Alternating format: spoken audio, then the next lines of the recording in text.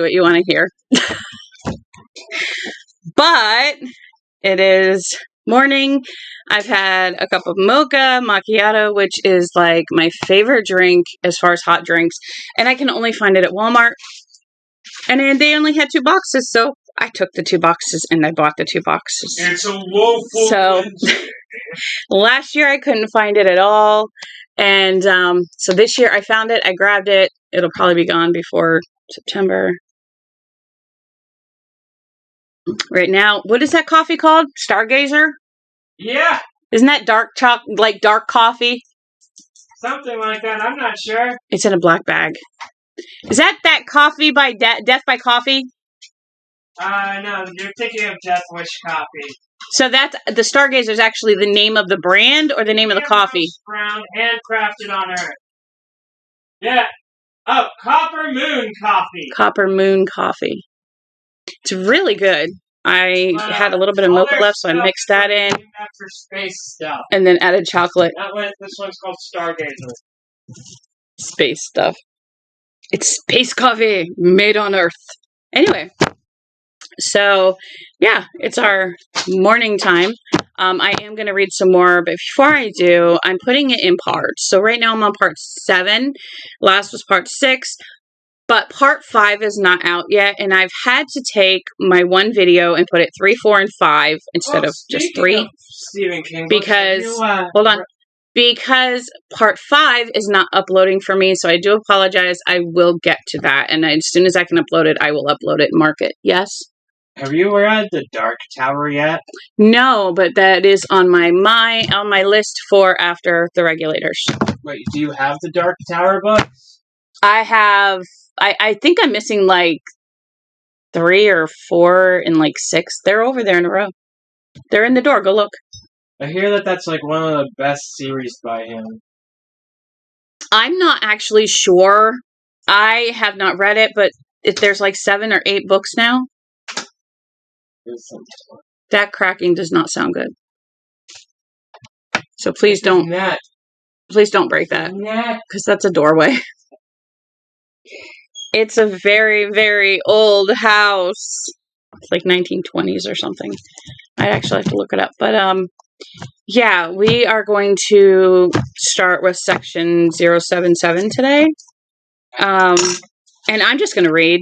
Like, we're at 767, and we've got until, give me a second here, 923. So we've got like 160 pages left. So we're doing good. I'm just going to read until, maybe an hour. I know my lives aren't normal, but I really am really looking forward to getting this done. And I really like reading. I know I mess up a lot, and I know I mess up my words, and I don't fix them, and I don't delete them. And you know what? It's me. I love to read. I went years without reading more than my Bible and some Bible-related stuff. And then I joined, in July, actually, I joined a group called Read Every Day in July. And I started June 28th with reading the Under the Dome. And I've been hooked ever since. I got to read. And if I don't read, I feel lost for that day. And if there's been a few days I didn't read. But as long as I read this, then I'm not worried about it.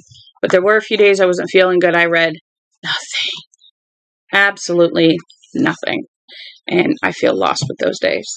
But I've read Under the Dome. I've read Dreamcatcher. I've read The Shining. And then we did the Bauchman books here, which was, if anybody's interested in these, it's Rage, The Long Walk, Road Work, and we're on Running Man. Yes, the book is different than the movie. And I did read somewhere where the guy in here, Ben Richards, don't imagine him as a Arnold Schwarzenegger kind of guy. He's as far from Arnold Schwarzenegger as you could get. So we're talking skinny, yet physical. Like, he can pass the physical, he can pass the mental test, he can pass the ink blot test, all that to be on here. In case you are just starting watching, we are talking about the Running Man. We are on 077. And it's a minus, it's a countdown. Now, with that being said, Ben Richards has gone into all the testing, gone into the contest, and he is now running. So we are going to see where he's at. At the moment, he's at a pawnbroker's. So let's see what happens. Minus 077 and counting.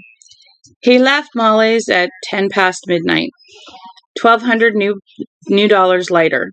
Yes, there's new dollars and old dollars. The pawnbroker had also sold him a limited but fairly effective disguise. Gray hair, spectacles, mouth-watering, plastic buck teeth, which subtly transfigured his his lip line. Give yourself a little limp, too, Molly advised. Not a big attention getter, just a little one. Remember, you have the power to cloud men's minds if you use it. Don't remember that line, do you? Richards didn't. According to his new wallet cards, he was John Griffin Springer, a text tape salesman from Harding. He was a 43-year-old widower. No Technico status, but that was just as well. Technicos had their own language. Richards reemerged on Robard Street at 12:30 in the morning. A good hour to get rolled, mugged, or killed, but a bad hour to make any kind of unnoticed getaway. Still, he had lived south of the canal all his life. He crossed the canal 2 miles farther west, almost on the edge of the lake. He saw a party of drunken winos huddled around a furtive fire, several rats, but no cops. By 1:15 a.m., he was cutting across the far... Everything okay? Oh, they're going upstairs. Okay. By 1:15 a.m., he was cutting across the far edge of no man's land of warehouses, cheap beaneries, and shipping offices on the north side of the canal. At 1:30, he was surrounded by enough uptowners hopping from one sleazy dive to the next to safely hail a cab. This time, the driver didn't give him a second look. Jetport, Richard said. I'm your man, pal. The air thrusters shoved them up into traffic. They were at the airport by 1:50. Richards limped past several cops and security guards who showed no interest in him. He bought a ticket to New York because it came naturally to mind. The ID check was routine and uneventful. He was on the 220 speed shuttle to New York. There were only 40 or so passengers, most of them snoozing businessmen and students. The cop in the Judas hole dozed through the entire trip. After a while, Richards dozed too. They touched down at 3:06, and Richards deplaned and left the airport without incident. At 3:15, the cab was spiraling down the Lindsay Overway. They crossed Central Park on a diagonal, and at 3:20, Ben Richards disappeared into the largest city on the face of the earth. 076. Minus 076 and counting. He went to Earth in the Brant Hotel, a so-and-so establishment on the east side. That part of the city had been gradually entering a new cycle of chic. Yet the Brant was less than a mile from Manhattan's own blighted inner city, also the largest in the world. As he checked in, he again thought of Dan Killian's parting words, stay close to your own people. After leaving the taxi, he had walked to Times Square, not wanting to check into any hotel during the small morning hours. He spent the 5.5 hours from 3:30 to 9 in an all-night Proverdo show. He had wanted desperately to sleep, but both times he had dozed off. He had been snapped awake by the feel of light fingers crawling up his inner thigh. How long will you be staying, sir? The desk clerk asked, glancing at Richard's registration as John G. Springer. Don't know, Richard said, trying to meek affability. Ugh. All depends on the clients, you understand. He paid $60 new, holding the room for 2 days, and took the elevator up to the 23rd floor. So, Sears Tower. Hey. Excuse you. Excuse you. Really?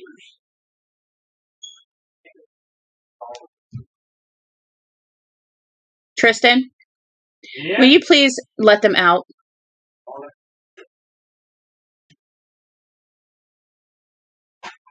Give me 1 second. I will be right back. Harlow.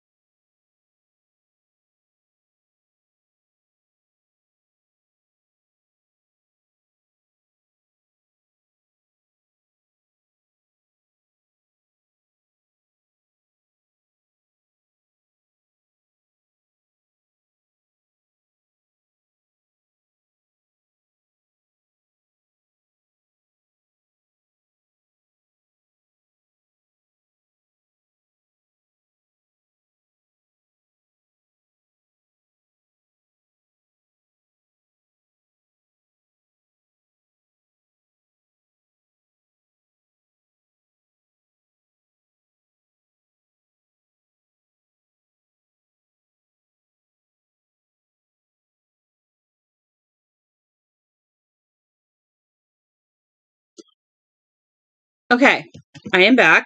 I do apologize. I had to deal with a few things before I came back in here. So, Richard's is on the 23rd floor. I tell you, it sounds like the Sears Tower. Like, it's really, really tall. The room offered a somber view of the squalid East River. Okay, It was raining in New York, too. A very large amount of breasts. We have flour. We have water. We have spices.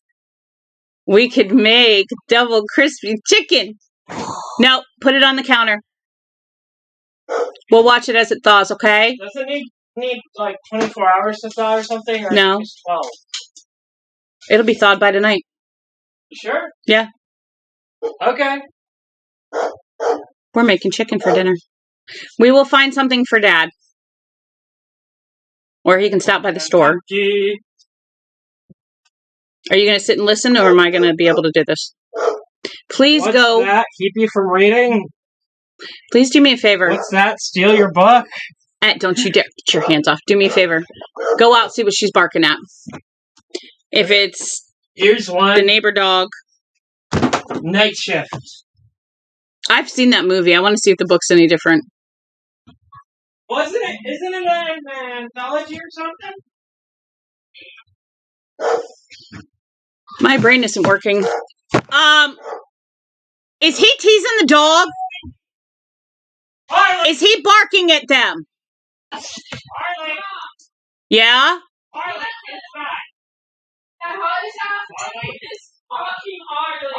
That's what I thought, and that makes her bark more. He's been told not to do that. Although it is kind of funny, the little kid next door. I don't want him to know, but it's kind of funny. He tries to Who's been told not to bark back and forth with Harley, so he barks at them and mocks them. It makes them bark more. But when Grandma comes out, Grandma doesn't like it. Grandma busts his butt and is like, get in the house. So we just brought the dogs in. So give me a minute. It's a little loud.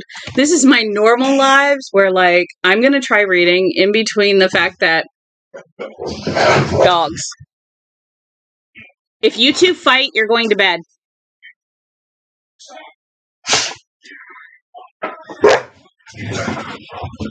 She wants to play.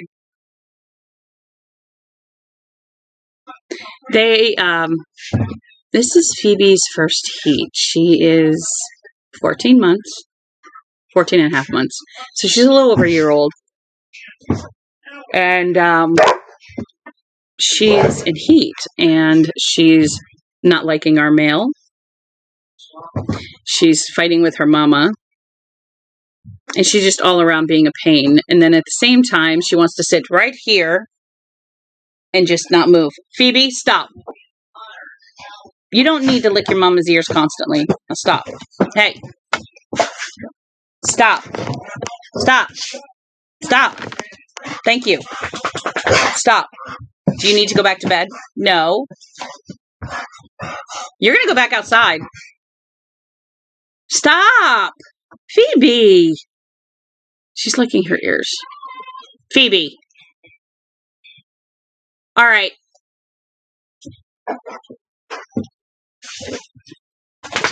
I know what she's doing.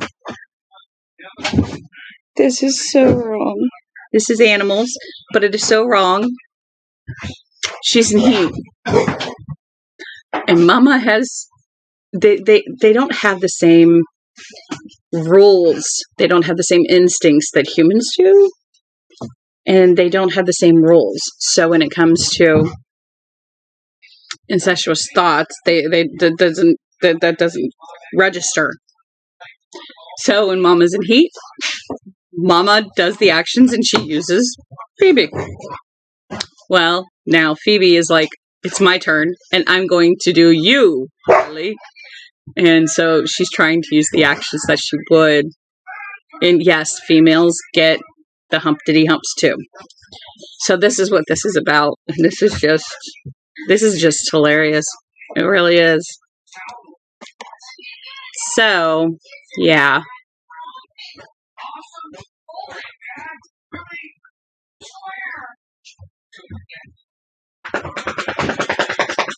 So, anyway, I am going to continue reading. I feel like I'm on Let's Read with Joe. With Joel. And every now and then reading. Yes. Are you streaming? Mm-hmm. And you're done before Dad goes to work? He leaves here shortly. He comes home at 7. Do you have enough food for them until tonight? No, they're out of food. Did they eat yet? Yes. Well, then wait until Dad gets home. And then we can go get them food and they can eat a little later. Dad gets home at 7.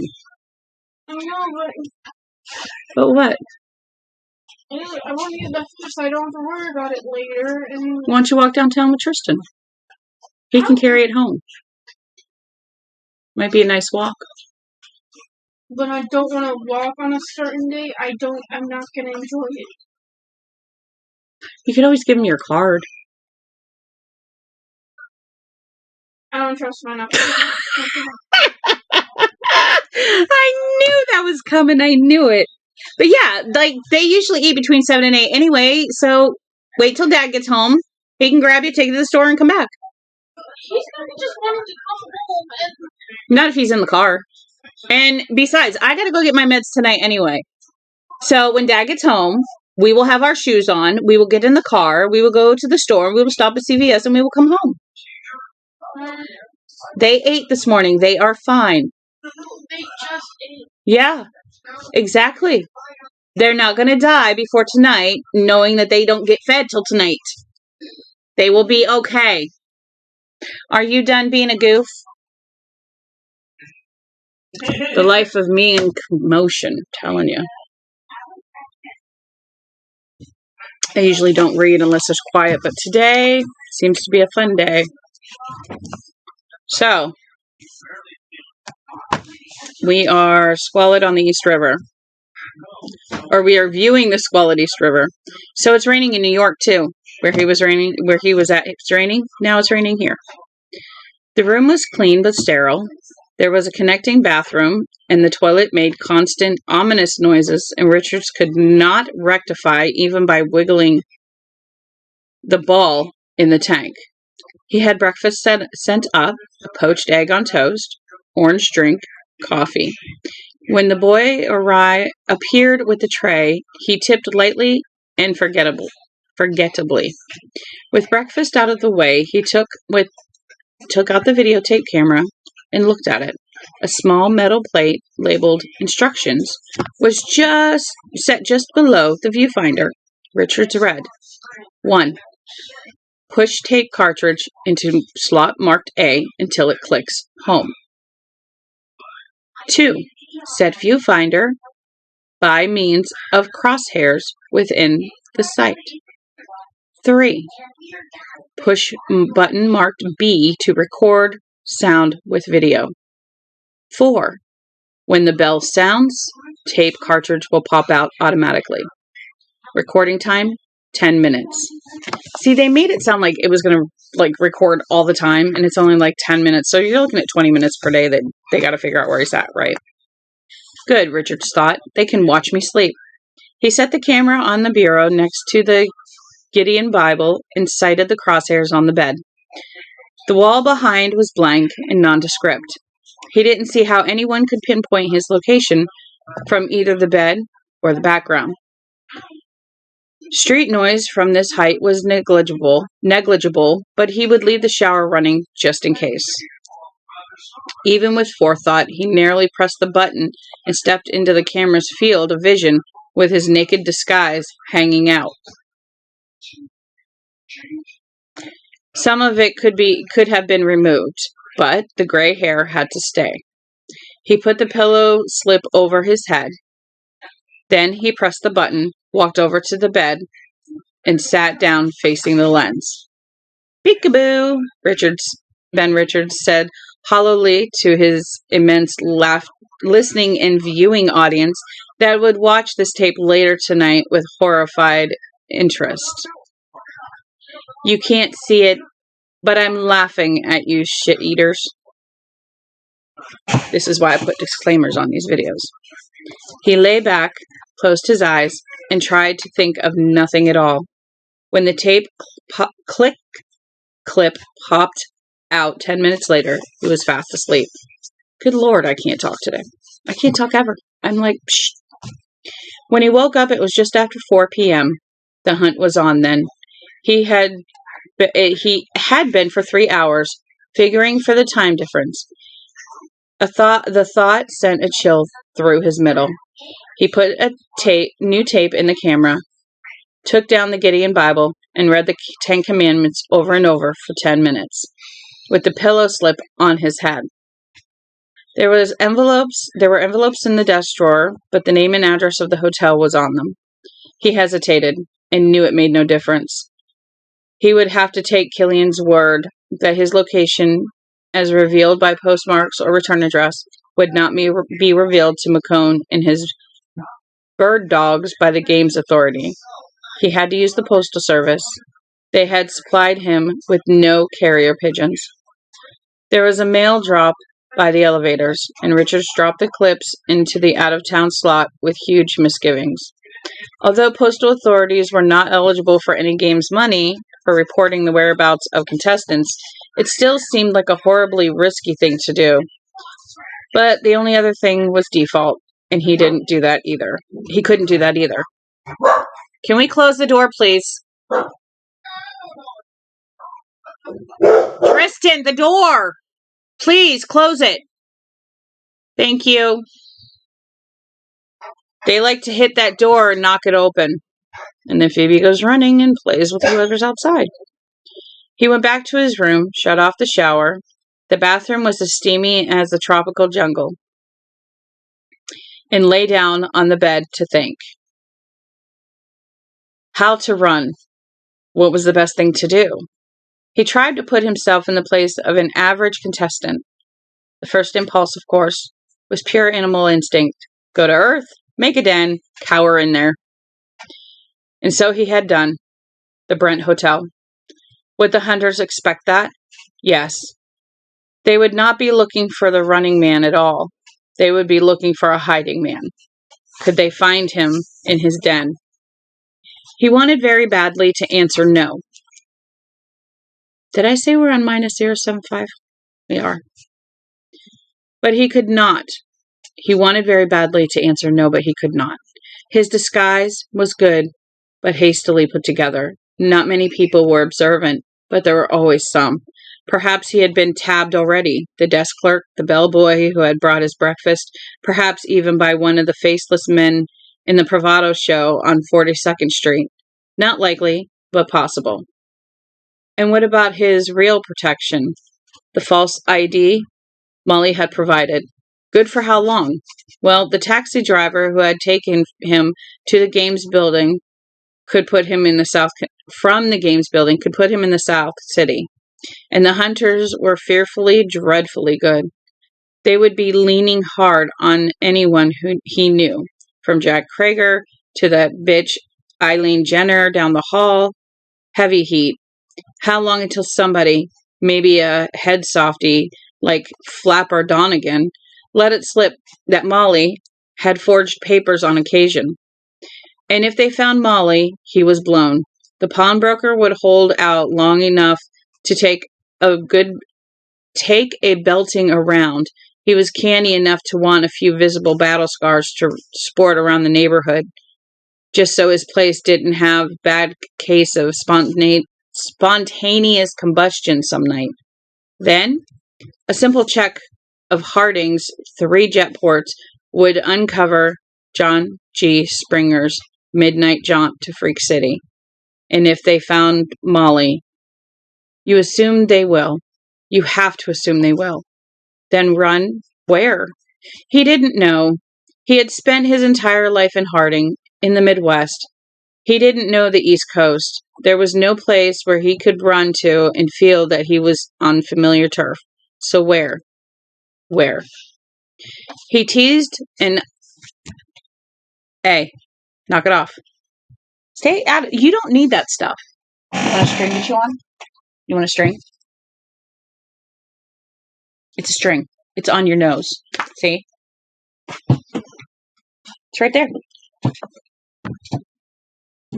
Boop, boop, boop, boop, boop, boop, boop, boop, boop. Where'd it go? Did you seriously? Tristan? Yeah.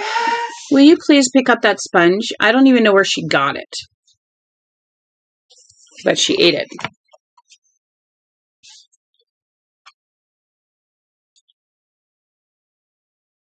Where the heck did she get the sponge? I'm gonna have to pick up all the pieces, aren't I? Where did she get it? She probably got up on the... Phoebe, get out of his boxes. What are you looking for? Your toys are in the living room.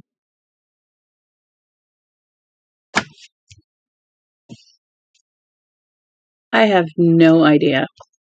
I don't know what she's doing. My eyes are watering again today. It really, really sucks.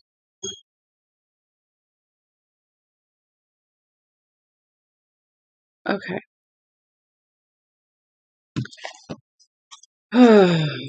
Lovely allergy season. All year round. Then run. Where? He didn't know. His teased and unhappy mind drifted into a morbid daydream. They had found Molly with no trouble at all. Pried the Springer name out of him in an easy 5 minutes, after pulling 2 fingernails, filling his navel with lighter fluid, and threatening to strike a match.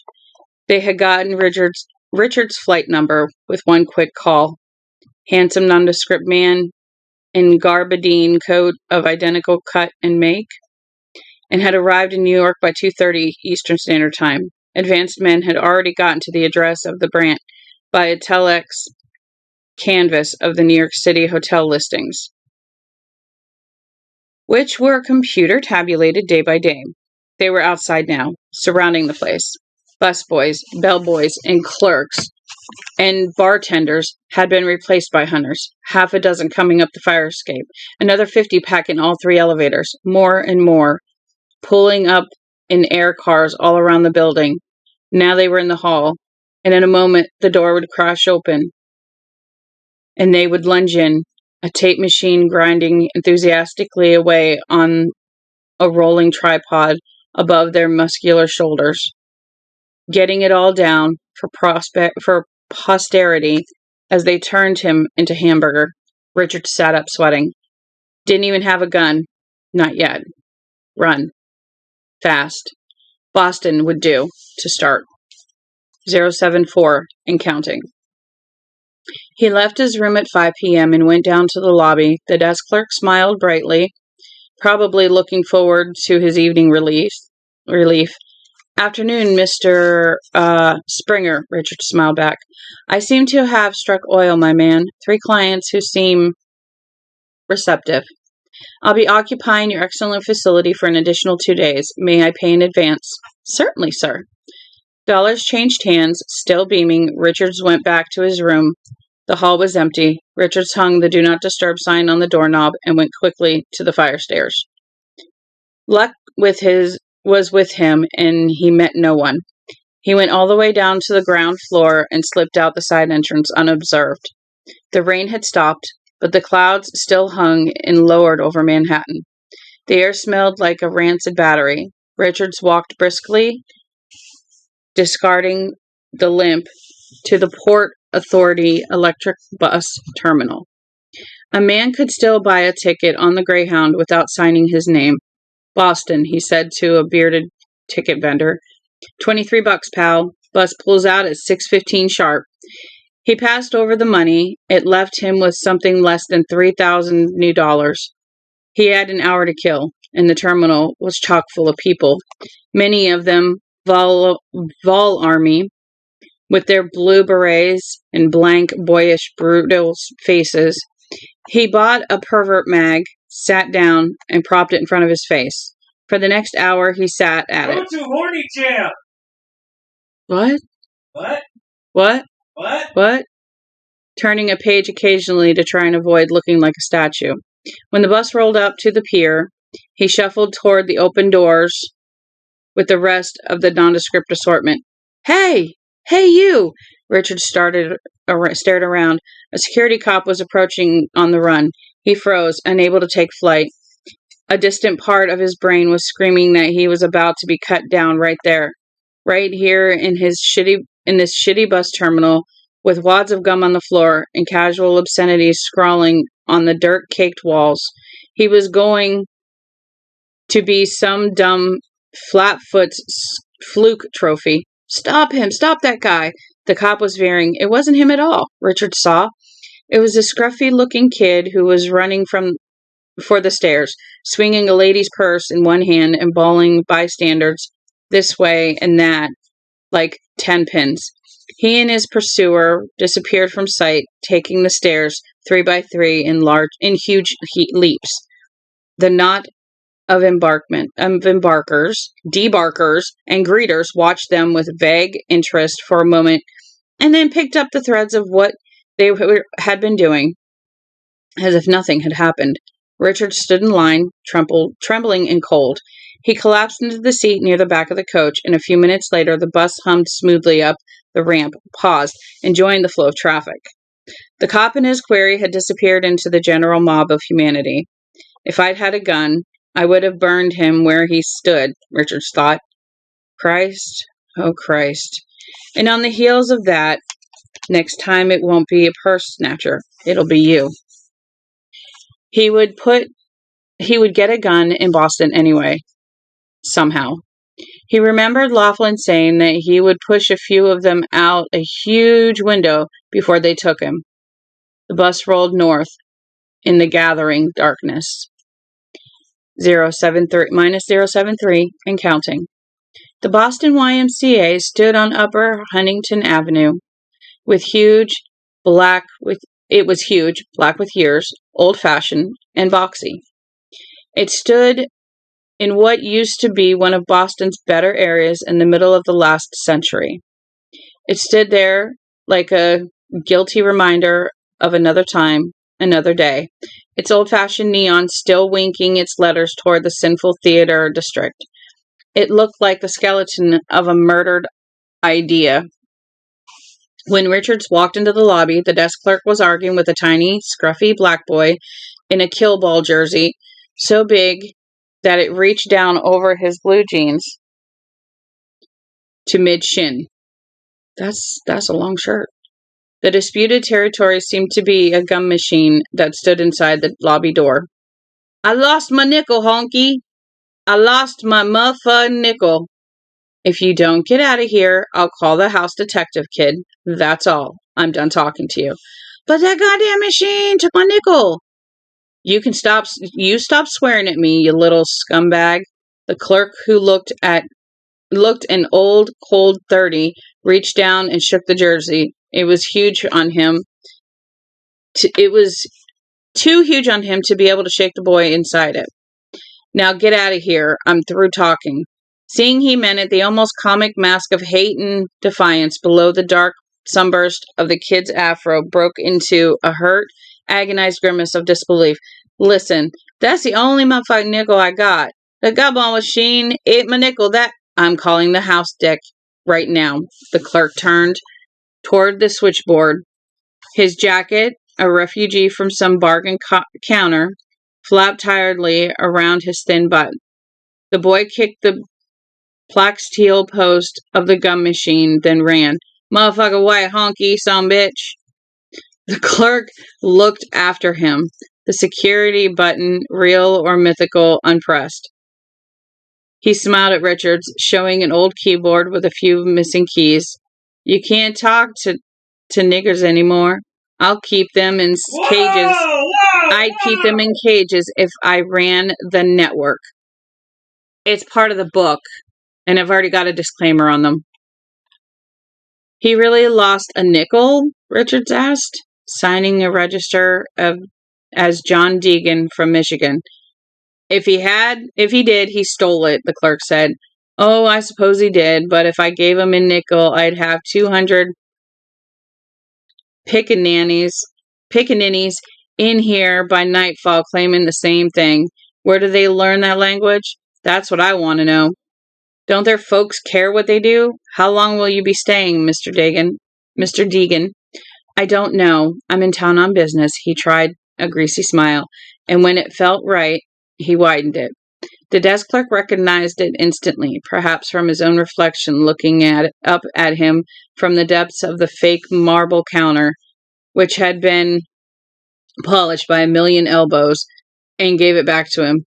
That's $15.50, Mr. Deegan. He pushed a key attached to a worn wooden tongue across the counter to Richards. Room 512. Thank you, Richards paid cash. Again, no ID. Thank God for the YMCA. He crossed to the elevators and looked down the corridor to the Christian lending library on the left. It was dimly lit with fly-specked yellow globes, and an old man wearing an overcoat and galoshes was perusing a tract, turning the pages slowly and methodically with a trembling, wetted finger. Richards could hear the clogged whistle of his breathing from where he was by the elevators and felt a mixture of sorrow and horror. The elevator clunked to a stop, and the doors opened with wheezy reluctance. As he stepped in, the clerk said loudly, "It's a sin and a shame. I put them all in cages." Richards glanced up, thinking the clerk was speaking to him, but the clerk was not looking at anything. The lobby was very empty and very silent. We're on minus 7-2 and counting. I am reading this word for word the best I can. I do apologize if any of the language offends anybody, this is why I put a disclaimer on it. It does have racist slurs. It does have vulgarity. And the disclaimer is always there. I started putting it on and then I went backward and I made sure I put a disclaimer on there too. If there's anything else I should add to that disclaimer, please let me know. I also have in my description that these Bauchman books, what the books are, which is the Bauchman books, what we're reading, who it's written by, and also that it is Stephen King. They were written by Richard Bauchman, and Bauchman passed away in 1985. But Stephen King has not, and hopefully he doesn't mind me reading these. If he does, then I will take them down. Not a big deal. But I'd like to get through this so that everybody can read it. This is why I'm doing it in sections. You can't just sit there and watch it fully. You can't listen to it fully, I should say. But it's still fun. And if anybody wants to actually, like, ask a question about it or say something about it, you're more than welcome to. So, yeah. All right. It is 11:30, and we are on -7-2 and counting. If anybody has anything that they, maybe tell me where you're from, tell me, hey, welcome, say hey, and tell me where you are from in the world. Nobody ever does, but I still put it anyway because maybe one day somebody will. So, he's now in Boston. -072 and counting. The 5th floor hall stank of pee. The corridor was narrow enough to make Richards feel claustrophobic, and the carpet, which might have been red, had worn away in the middle of random strings. The door was industrial gray, and several of them showed the marks of fresh kicks, smashes, and attempts to jimmy. Signs at every 20 paces advised that there would be no smoking in this hall by order of fire marshal. There was a communal bathroom in the center, and the urine stench became suddenly sharp. It was a smell Richards associated automatically with despair. People moved restlessly behind the gray doors like animals in cages. Animals too awful, too frightening to be seen. Someone was chanting what might have been a Hail Mary over and over in a drunken voice. Strange gobbling noises came from behind another door, a country western tune from behind another. I ain't got a buck for a phone, and I ain't so alone. Shuffling noises, the solitary squeak of bed springs that might mean a man with his own hand, sobbing, laughter, a hysterical grunts of a drunken argument, and from behind these, silence and silence and silence. A man with a hideously sunken chest walked past Richards without looking at him, carrying a bar of soap and a towel in one hand, wearing gray pajama bottoms tied with string. He wore paper slippers on his feet. Richards unlocked his room and stepped in. There was a police bar on the outside, and he used it. There was a bed with almost white sheets and an army surplus blanket. Ooh, those are warm. There was a bureau from which the second drawer was missing. There was a picture of Jesus on the wall. There was a steel rod with 2 coat hangers, kitty cornered in the right angle of 2 walls. There was nothing else but the window. He looked out and on blackness. It was 10:15. Richards hung up his jacket, slipped off his shoes, and lay down on the bed. He realized how miserable and unknown and vulnerable he was in the world. The universe seemed to shriek and clatter and roar around him like a huge and indifferent jalopy rushing down a hill toward a lip at the bottomless chasm. His lips began to tremble, and then he cried a little. He didn't put it on tape. He lay looking at the ceiling, which was cracked into a million crazy scrawls. like a bad potter's glaze. They had been after him for over 48 hours now. He had earned $800 of his stake money. Christ, not even out of the hole yet. And he'd missed himself on freebie. Christ, yes, the bag over the head, spectacular. Where were they? Still in Harding, New York? On their way to Boston? No, they couldn't be on their way here. Could they? The bus had not passed through any roadblocks. He had left the biggest city in the world anonymously, and he was here under an assumed name. They couldn't be onto him. No way. The Boston Y might be safe for as long as 2 days. After that, he would move north toward New Hampshire and Vermont, or south toward Hartford or Philadelphia or even Atlanta. Further east was the ocean, and beyond it was Britain and Europe. It was an intriguing idea, but probably out of reach. Passage by plane required ID, what with France under martial law, and while stowing away might be possible, discovery would mean a quick and final end to the whole thing. And West was out. West was where the heat was the hottest. If you can't stand the heat, get out of the kitchen. Who had said that? Molly would know. He snickered a little and felt better. The disembodied sound of a radio came to his ears. It would be good to get the gun now, tonight. But he was too tired. What? I am sorry for not fucking noticing. What's wrong? I stuffed that back in. Yes, stuff it back in there. Okay, what's up? Bring it. Can I have that? Is it blankets? Towels? Okay. A bunch of other shit. All right. When I get done reading, I'll get it done. So it just needed a couple different washings.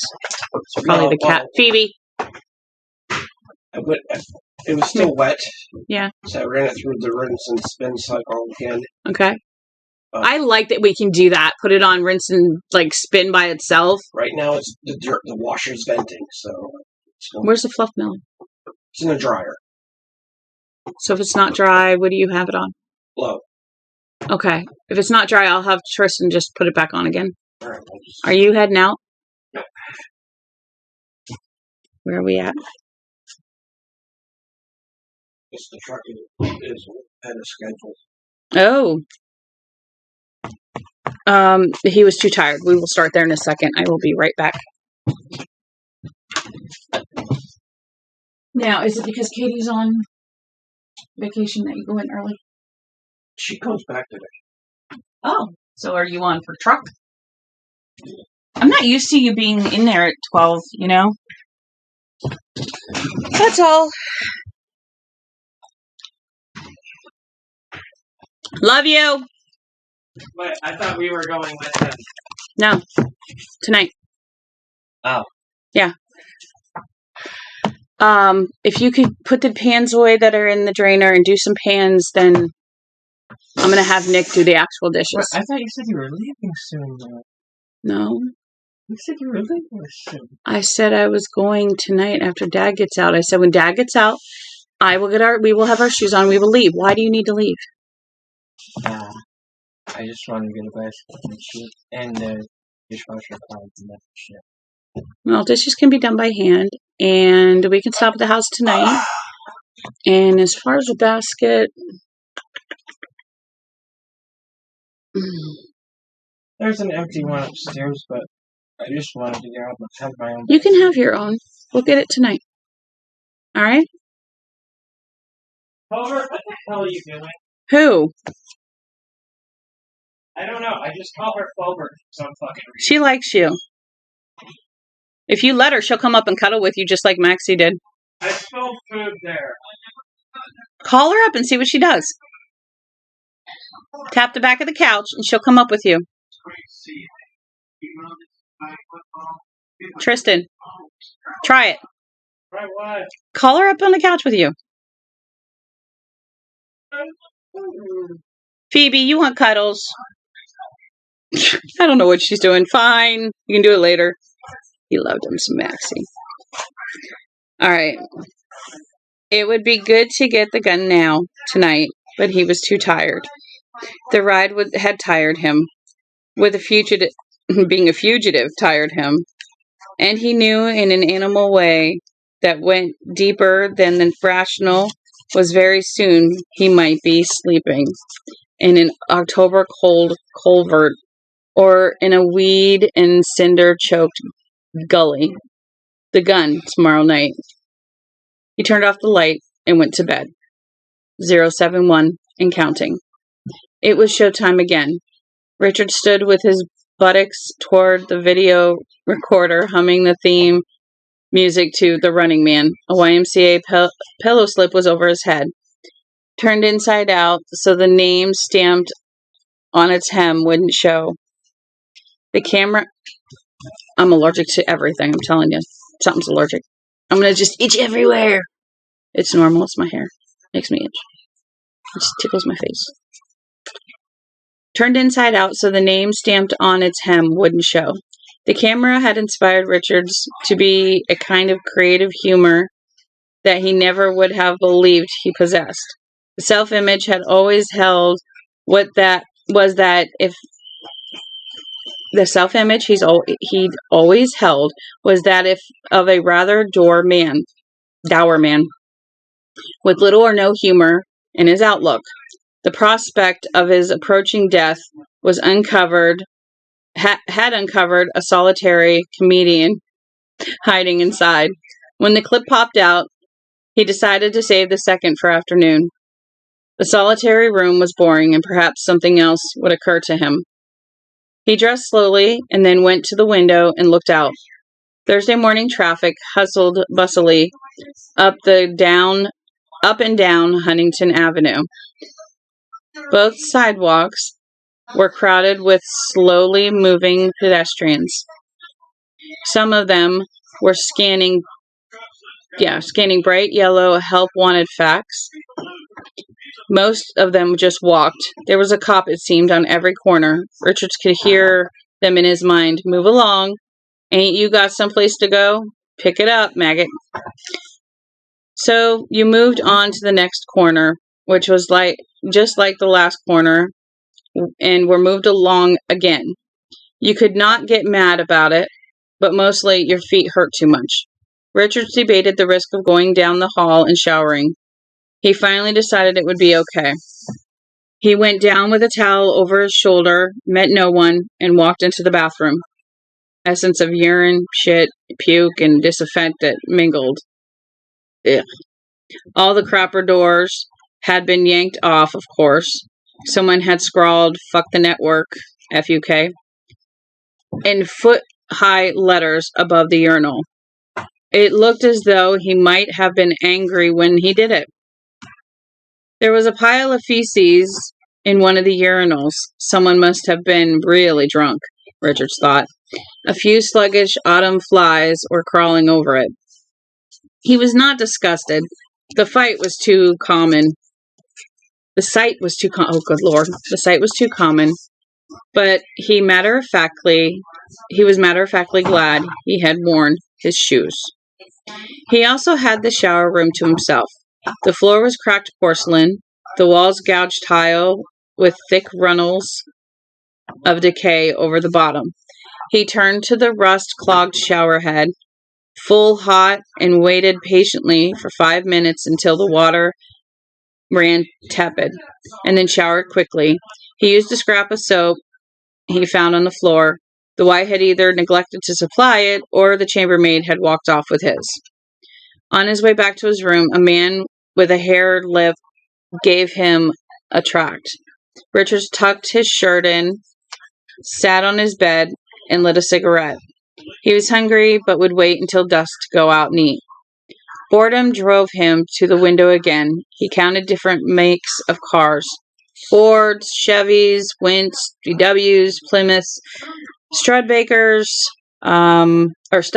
Studebaker. Why did I have to read that 3 times to know that that was a Studebaker? If anybody wants to know what a Studebaker is, like a station wagon type of Jeep. Muppets Go to Manhattan. It's in there. That's what kind of car Fozzie has. Rambled Supremes, first one to 100 wins, a dull game, but better than no game. Further up Huntington Avenue was Northern University, and directly across the street from the Y was a large automated bookshop. While he counted cars, Richard watched the students come and go. They were in sharp contrast to the wanted fax idlers. Their hair was shorter, and they all seemed to be wearing tartan jumpers, which were this year's campus craze. They walked through the milling ruck and inside to make their purchases with the air of uncomfortable to patronization. And hail fellow that left a curdled amusement in Richard's mouth. The 5-minute spaces in front of the store filled and emptied with sporty, flashy cars, often of exotic make. Most of them had college decals on the back windows. Northeastern, MIT, Boston College, Harvard.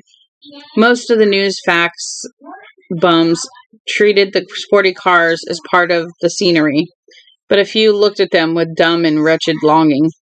A wind pulled out of the space directly in front of the store, and a Ford pulled in, settling to an inch above the pavement as the driver, a crew-cut fellow smoking a foot-long cigar, put it in idle.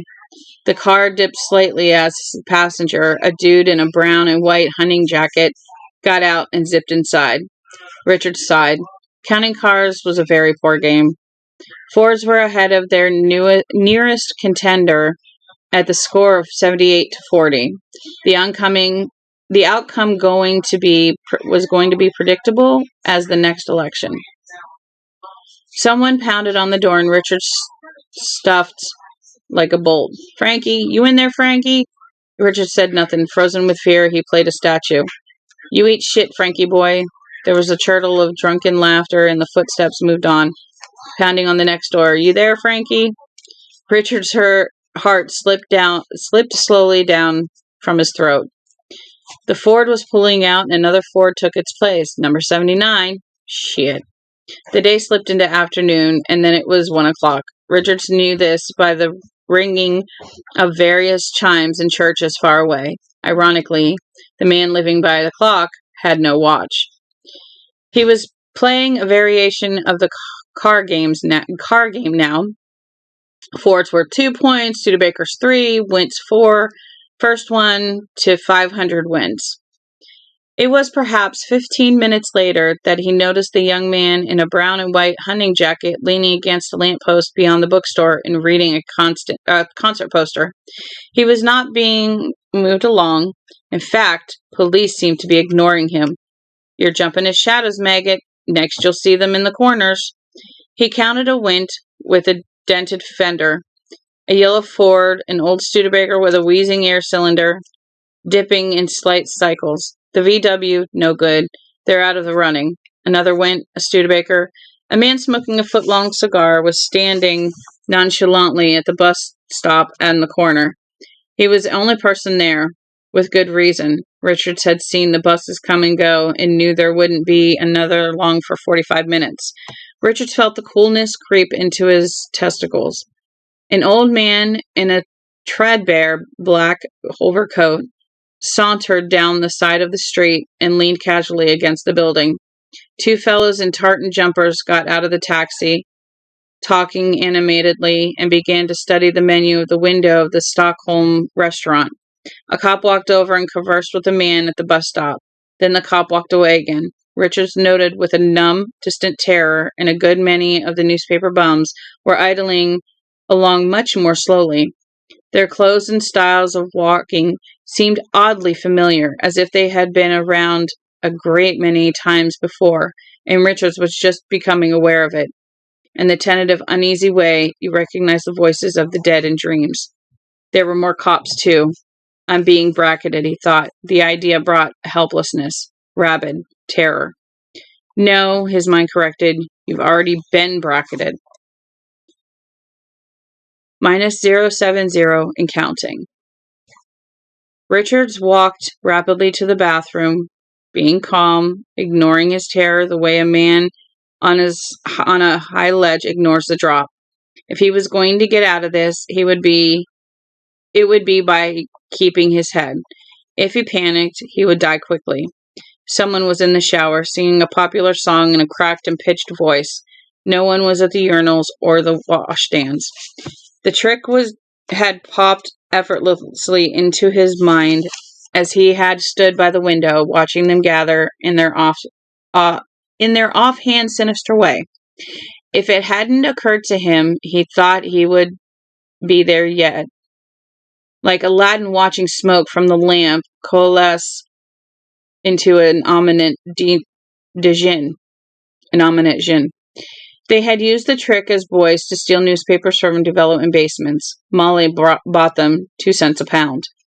He took one of the wire toothbrush holders off the wall with a hard snap of his wrists. It was a little rusted, but that wouldn't matter. He walked down to the elevator, bending the toothbrush holder out straight.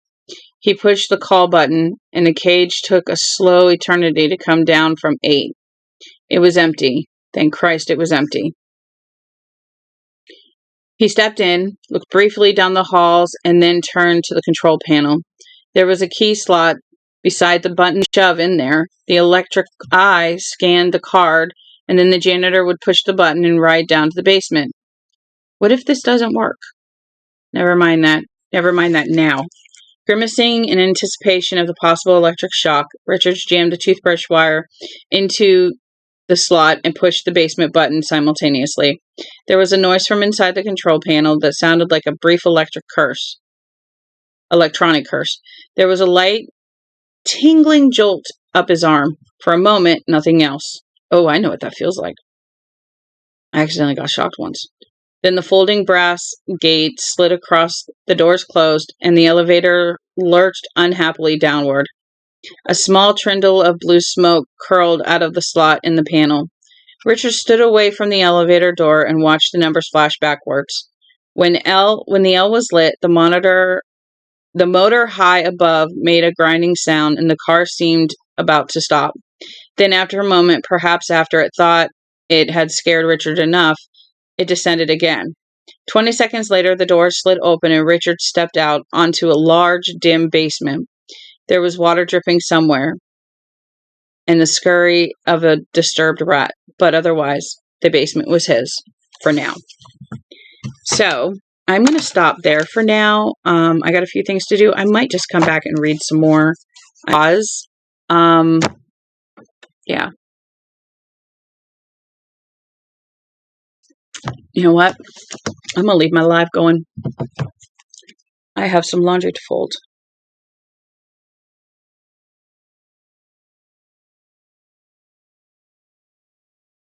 My bestie disappeared.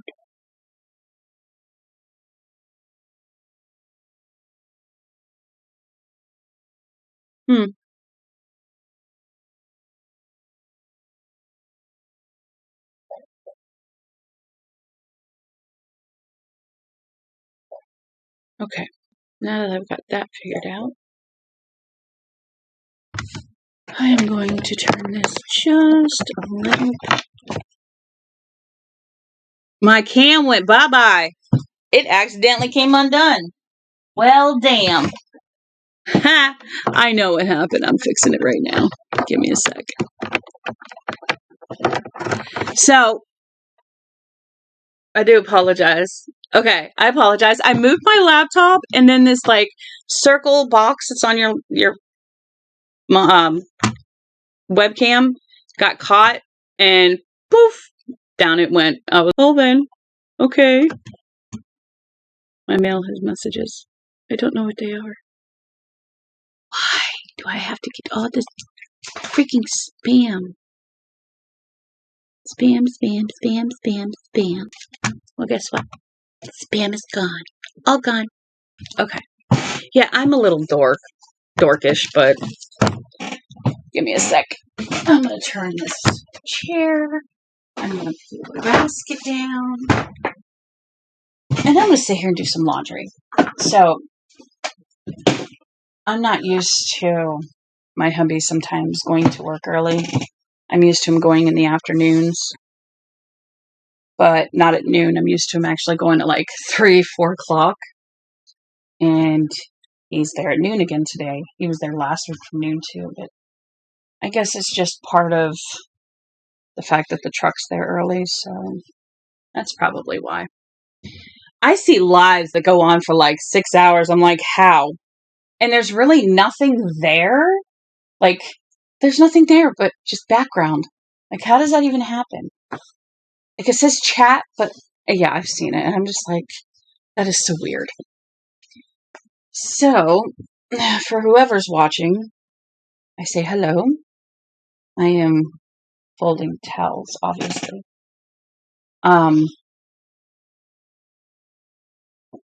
This is a baby washcloth. It's like a little thing. It's just a little baby one. I use it in my kitchen. Oh, clothes. Wonderful.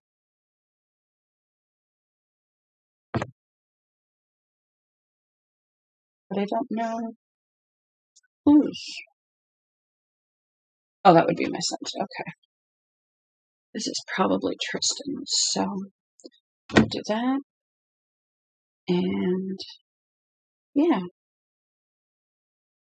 Anyway, we are going to continue our book later. I was just thinking, I think I'm actually going to jump over to my other live stream and give them some attention. So if anybody wants to join me there, I am going to jump over to Kick, K-I-C-K, because there is Kick, K-I-K, but that's not live streaming stuff. I'm going to jump over to Kick and talk to you guys there. It's under Lady Rain, whereas it's 1974 here. It's just Lady Rain over there. So we will continue again tomorrow or later today, whichever. All right. You guys have a blessed day. Bye.